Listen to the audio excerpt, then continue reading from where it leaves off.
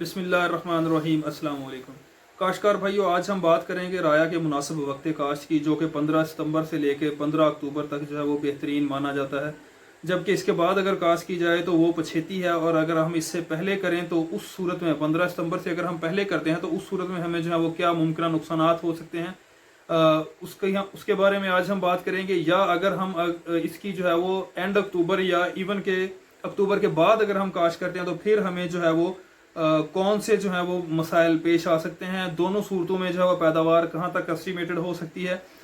तो पहले हम बात करते हैं कि अगर हम राय की काश्त जो है वो 15 सितंबर से पहले करते हैं तो क्या होगा। देखें, हर फसल की जो है वो के अच्छी ग्रोथ नशो नुमा के लिए एक मुनासिब टेम्परेचर, मुनासिब दर्जा हरारत दरकार होता है। जबकि जब हम राया की बात करें तो ये मुनासिब टेम्परेचर जो है 18 से 25 डिग्री सेंटीग्रेड है। तो अगर तो इन दिनों में अगर बारिशों की वजह से, जैसा कि आपने देखा है कि इस साल जो है वो इवन के जुलाई और अगस्त में भी टेम्परेचर जो है वो 25 से 30 की रेंज में रहा है, 32-33 की रेंज में रहा है। तो अगर टेम्परेचर इस रेंज में रहता है, 18 से लेकर 25 या 28 तक रहता है, तो राया की अगर आप काश्त 15 सितंबर से पहले करते हैं तो उसमें जो है वो ज़्यादा नुकसान का अंदेशा नहीं है। इस सूरत में जो है वो पैदावार किसी हद तक जो है वो हम अपने जो पैदावारी हदफ है उसके मुताबिक पैदावार जो है वो ले सकते हैं। तो अगर हम जो है 15 सितंबर से पहले काश्त करते हैं तो यकीनी तौर पे जो सबसे बड़ा मसला है वो टेम्परेचर का है। आपने देखा होगा कि बारिशों के बाद जैसे ही जो है वो धूप निकलती है, मौसम साफ होता है, तो टेम्परेचर जो है वो आजकल भी जो है वो 28 से लेकर 28-29 से लेकर 39 तक, इवन कुछ मुकामात पर 40 तक डिग्री सेंटीग्रेड तक है। तो राया के लिए मुनासिब टेम्परेचर 18 से 25 है। 30 डिग्री दर्जा हरारत तक भी इसकी ग्रोथ जो है वो बेहतर रहती है। लेकिन अगर टेम्परेचर इससे बढ़ जाए तो फिर क्या होगा कि जो नए उगने वाली सीडलिंग्स होंगी, जो नए उगने वाले पौधे होंगे, उनकी नशो नुमा जिस तरह होनी चाहिए थी वो नहीं होती। फसल जो है वो सख्त हो जाती है छोटे ही, और जिस तरह वो तीला तीला जिसे हम पंजाबी में कह लें, ठीक है ना, कि टाइम से जो है वो फूल उठाना शुरू कर देती है, और हमारा जो झाड़ होता है पौधे का वो मुनासिब नहीं बनता। तो इन दी एंड जो है वो उसकी पैदावार जो है वो मुतासर होती है। दूसरा जो बड़ा मसला है वो ये है कि टेम्परेचर की रेंज, अगर टेम्परेचर बढ़ जाता है या इन दिनों में जो है वो गर्मियों की जो जड़ी बूटियां हैं वो यकीनी तौर पे जो है वो राया के साथ उगेंगी। तो उस सूरत में क्या है कि वो खुराक के लिए जो है वो फसल के साथ कम्पीट करेंगी। तो ये दो मामलात, जड़ी बूटियों के साथ साथ जो है वो दूसरा जो है वो टेम्परेचर का है कि अगर टेम्परेचर बढ़ जाता है तो फिर राया की फसल जो है वो अपना ज़्यादा जो है वो झाड़ नहीं बनाएगी, पैदावारी हदफ जो है वो हमारा वो हासिल नहीं होगा। अब आते हैं हम मुनासिब वक्त काश्त में। जब हम मुनासिब वक्त काश्त जो कि देखा जाए 15 सितंबर से लेकर जो है वो 25 सितंबर तक, ये भी ज़्यादा अगेते में शुमार होता है। 25 सितंबर से लेकर जो है वो 15 अक्टूबर तक जो बेहतरीन टाइम है सारे ही इलाकों में, चाहे वो जनूबी पंजाब है, वस्ती पंजाब है या अपर पंजाब के एरियाज़ हैं, उनमें 25 सितंबर से लेकर 15 अक्टूबर तक का राय की काश्त का बेहतरीन टाइम है। इसमें आगे आगे जैसे जैसे आप देखेंगे, अगर आप मौसमी ऐप में देखें तो टेम्परेचर जो है वो बतदरीज कम हो रहा होता है। तो उगाव जो है वो ज़्यादा टेम्परेचर पे हो जाता है, लेकिन जैसे जैसे जो है वो टेम्परेचर कम होता जाएगा तो राय के लिए जो है वो मुनासिब मौसमी हालात बनते जाएंगे, तो उसकी ग्रोथ जो है वो बेहतरीन होगी। नतीजतन जो है वो उसकी पैदावार का जो हमारा हदफ होगा वो हम बआसानी पूरा कर सकते हैं।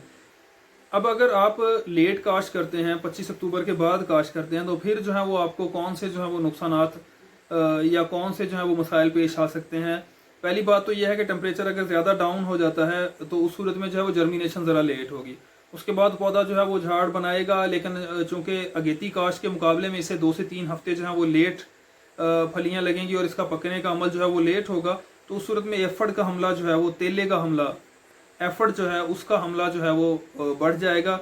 नतीजतन सवियर अटैक की सूरत में, क्योंकि राया जो है वो चूँकि उसमें जो है वो स्प्रे करना मुश्किल हो जाता है जब वो मैच्योर होने के दिनों के करीब होता है, तो उन दिनों जो है वो तेले का कंट्रोल मुश्किल हो जाता है। और अगर ज़्यादा अटैक हो जाए तो क्या होता है कि शाखें जो है उनकी ग्रोथ रुक जाती है।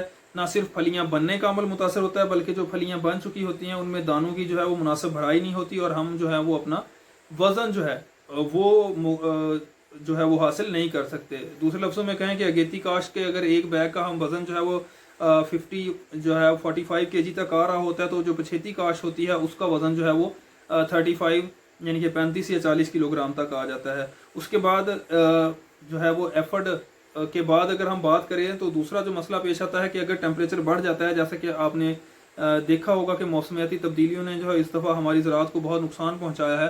तो उस सूरत में भी जो है वो दाने जो है वो बहुत जल्द मैच्योर हो जाएंगे, जल्दी पक जाएंगे, उनको जो है वो मुकम्मल भराई और अपना वज़न जो है वो पूरा करने का टाइम नहीं मिलेगा। तो इस सूरत में भी जो है वो हम अपना पैदावारी हदफ जो है वो हासिल नहीं कर पाएंगे। तो अगर आप राया की जो है वो बेहतरीन पैदावार हासिल करना चाहते हैं तो जो बेहतरीन टाइम है पंजाब में राया की काश्त का वो 25 सितंबर से लेकर जो है 15 अक्टूबर तक है। ये 3 हफ्ते जो है ये बेहतरीन टाइम है। इससे पहले 15 सितंबर के बाद भी आप लगा सकते हैं, वो भी बेहतर रह जाएगा। 15 के बाद 25 तक अगर आप राया लगाते हैं, कैनोला नहीं, कैनोला लेट हो जाता है फिर, तो वो आपकी फसल तकरीबन जो है वो आपको जो है वो ज़्यादा मसाइल का उसमें सामना नहीं करना पड़ेगा। वो हम उसको मौसम की काश्त ही कह सकते हैं। लेकिन अगर 25 अक्टूबर के बाद आप लगाते हैं, पिछले साल जो है वो 3 नवंबर को भी हमने जो है वो सुपर राया लगाया था, जिसकी पैदावार जो है वो 15 मन फी एकड़ रही है, जो कि गंदम से फिर भी बहुत ज़्यादा बेहतर है। लेकिन उसमें मसाइल जो हैं वो तेले के आए थे, जिनको जो है वो 2 स्प्रे जो बड़ी मुश्किल होते हैं उन दिनों में करके जो है वो किसी हद तक कंट्रोल किया गया था। तो राय की काश्त के लिए जो है वो मौजूद तरीन टाइम 25 सितंबर से लेकर 15 अक्टूबर है। उसके बाद अगर आप थोड़ा पछेता जो है वो लगाना चाहें तो 25 अक्टूबर तक, यहाँ तक कि अगर आप काश्त जो है वो अपनी 25 अक्टूबर के बाद 3 या 5 नवंबर तक भी करते हैं तो आपको थोड़ी सी यूरिया की फर्टिलाइज़र या नाइट्रोजन वाली फर्टिलाइज़र ज़्यादा देना पड़ेगी। लेकिन उसके साथ साथ जो है वो स्प्रे ख़ास तौर पर तेले को कंट्रोल करने के एफर्ट को कंट्रोल करने के करना पड़ेंगे। तो उस सूरत में भी आप अपनी जो है वो राया की पैदावार 15 मन के लगभग जो है वो बआसानी ले सकते हैं।